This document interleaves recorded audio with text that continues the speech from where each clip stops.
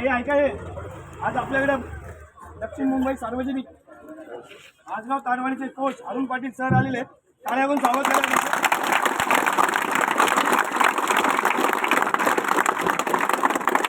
एक 2 मिनिटं आपल्याला मार्गदर्शन करणार ते नीट ऐकावे काय बोलतात ते प्रत्येक खेळाडूने ऐकावे. नमस्कार, मी अरुण पाटील. खरं तर एवढी मुलं बघितल्यानंतर मला पण असं वाटलं की इथे म्हणजे 8 ते 9 तर तुम्ही आरामात लावू शकता. कारण एवढी मुलं ना प्रॅक्टिसला सहसा कोणाकडे नसतात. तुमच्याकडे तेवढी मुलं दिसतात आणि सगळी जवळजवळ अशी यंग मुलं दिसतात. सगळी यंग मुलं दिसतात.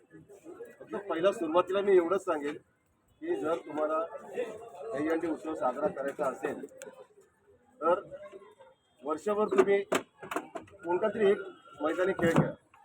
कोणताही असू दे, क्रिकेट, कबड्डी, हॉकी, फुटबॉल, आणि वर्षभर व्यायाम चालू करा.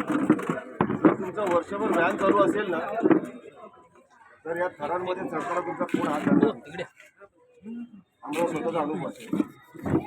तिला बिल्डर वगैरे काय नसतो, पण फक्त एक वर्षभर क्रिकेट खेळत राहायचं आणि वर्षभर व्यायाम करायचा. आणि जेव्हा थरात उभं राहायला लागलो ना एक वेगळा कॉन्फिडन्स येतो. व्यायाम करणाऱ्या मुलांचा एक वेगळा कॉन्फिडन्स असतो.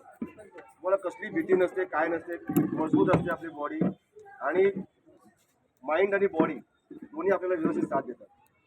पहिल्या सुरुवातीला मी एवढंच सांगेल, जर तुम्हाला हा सण जर उत्सव शानमध्ये एकदम साजरा करायचा असेल ना तर तुम्ही एक्सरसाइज चालू करा. ठीक आहे, यावर्षी नसेल, या वर्षापासून पुढच्या वर्षापर्यंत एक्सरसाइज चालू ठेवा.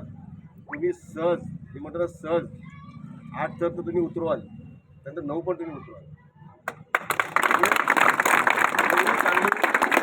तुमच्याकडे ही मुलं मी आल्यावर बघितलं ना मला एकदम असं खूप छान वाटलं. यंग आहेत, एकदम यंग आहेत. फक्त तुम्हाला एक चांगलं सुधीर दादा तर आहेच का प्रश्नच नाही आहे. आणि पहिली गोष्ट म्हणजे कोचवर विश्वास ठेवा. कोचला नेहमी असं वाटतं की आपले थर चांगले लागले पाहिजे, चांगले चढून उतरता आले पाहिजे. म्हणजे जे काय असेल ते तुम्ही 7 थर लावा, 7 थर उतरवता आले पाहिजे. तुम्ही 8 थर लावा, 8 थर तुम्हाला उतरवता आलेच पाहिजे. कारण एक माझा अनुभव असा आहे ना की आम्ही जेव्हा 5 थर लावले ना 85 साली 2085ला तेव्हा मला खूप आनंद झाला. पण आम्ही 5 थर लावून उतरण्यामध्ये जी मजा असते ना त्याच्यामुळे एक वेगळी एनर्जी येते मुलांमध्ये. परत 1-2 वर्षांनी आम्ही 6 थर लावले, खूप मजा आली. 7 थर लावले, 8 थर लावले आणि आता 2008मध्ये आम्ही 9 थर लावले. पण जेव्हा 9 कधी लावले जेव्हा मी 8 व्यवस्थित सगळीकडे उतरवले. आता मला एवढं कळलं की तुम्ही 8 थर व्यवस्थित लावताय, पण तुम्ही व्यवस्थित उतरले पण पाहिजे. त्याच्यावर तुम्ही फोकस करा. तुम्ही याच्यावर पण आता तुम्ही जे काय 5-5 3-3 जे लावताय ना हे जेव्हा लावाल ना तुम्ही काउंटिंग चालू करा. भले 4 थर लावा, 150-200 आकडेपर्यंत गेले पाहिजे बेसपासून. जेव्हा बेस काढून मग वरचे पाहिजे तर दुसरा तिसरा थर जे काय असेल तुमची त्याच्यावर लावा. त्याच्यावर 150-200 आकडे गेले पाहिजे. एकाच वेळेला लगेच 8 लागले पाहिजे असं काही नाही. तुकड्यांमध्ये लावा आणि त्याच्यावर तुम्ही काउंटिंग चालू करा.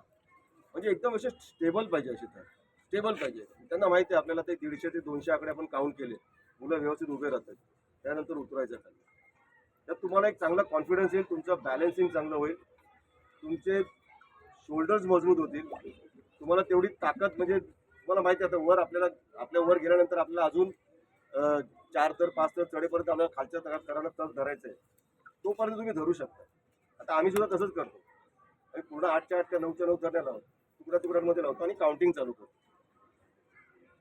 कोचने काउंटिंग चालू केली की तुम्ही ठरवायचं की तुम्हाला 100 पर्यंत काउंट करायचं आहे, 150 पर्यंत काउंट करायचं आहे. तोपर्यंत तुम्हाला उभं राहायचं आणि उतरवायची नाही. अशी तऱ्हेची प्रॅक्टिस केली ना तुम्ही बिनधास्त 8 थर लावा. आणि आता 8 उतरवायची सवय झाली ना तुम्हाला. तर आम्ही 2008ला आम्ही जेव्हा 9 थर लावले ना तेव्हा 2007ला सगळीकडे आम्ही 8 थर लावून उतरलो. 2008ला सुद्धा आम्ही सगळीकडे 8 थर लावून उतरलो. आणि मग आम्ही ट्राय मारली डायरेक्ट प्रताप सर नायकांची इथे 9 थराची. ती फर्स्ट अटेम्प्टमध्ये आम्ही 9 थर लावले. पण 8 थर उतरवत होतो, ज्या पद्धतीने लावत होतो ना त्या पद्धतीने उतरवत होतो. आणि तर तुम्ही 8 थर तर मला वाटतं 1-2 वर्ष झाली, बरोबर ना? 8 वर्ष झाली तुम्ही 8 थर लावले आणि अजून थांबल्यात तुम्ही 9 थर लावायचे. कोरोनाचा काल पण आला आणि वयाची मर्यादा पण आली. हा ती ठीक आहे ते खच्चीकरण तेवढं कोणी खच्चीकरण झालं. वयाची मर्यादा आली त्याच्यामध्ये ठीक आहे, पण काही ठिकाणी जर वयाची मर्यादा कुठे नसेल ना तिथे तुम्ही ती ट्राय मारायची. म्हणजे छोट्या मुलाला घेऊन ना मारू शकता. जिथे जिथे वयाची कुठे मर्यादा वगैरे नसेल ना तिथे करू शकता. पण एक आहे की तिथे तुम्हाला ना उतरवता आलं नाही. उतरवलं ना की काय प्रॉब्लेम नाही. कोणाला मार बी लागला ना की काही बोंबाबोंब होत नाही, काय नाही. कारण काय म्हणजे तिथे तुम्ही आता आम्ही बऱ्याच ठिकाणी जातो दहीहंडीच्या दुसऱ्या दिवशी हॉस्पिटल्समध्ये वगैरे विचारपूस करायला, तर तिथे अशी मुलं आढळून येतात ना की जे 3-4 थरावरच पडले. जास्ती कुठले मोठे थर नाही, 2 ते 3 थरावरून 3 ते 4 थरावरून पडलेत आणि त्यांना मार लागला जास्त.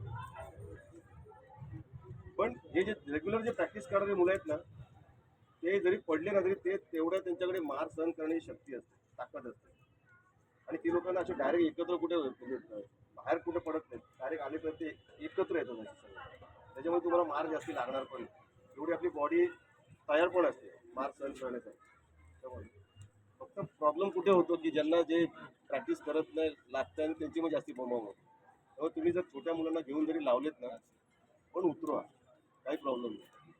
तुम्ही 8 तर लावताय, पण माझी इच्छा पण आहे आणि माझ्या शुभेच्छा पण आहेत तुम्हाला की तुम्ही. पण अजून मुलं पाहिजे थोडी. 9 साठी पाहिजे. नाही. 8 साठी ओके, 8 साठी ठीक आहे, पण 9 थरासाठी अजून तुमच्याकडे मुलं पाहिजे. क्राऊड पाहिजे. क्राऊड त्याच्यात अर्धा क्राऊड नाहीच आहे. अच्छा हा, मग तर काय मग तुमच्याकडे हरकत नाही म्हणजे लावायला. सर तुमचा एक अनुभव सांगा का म्हणजे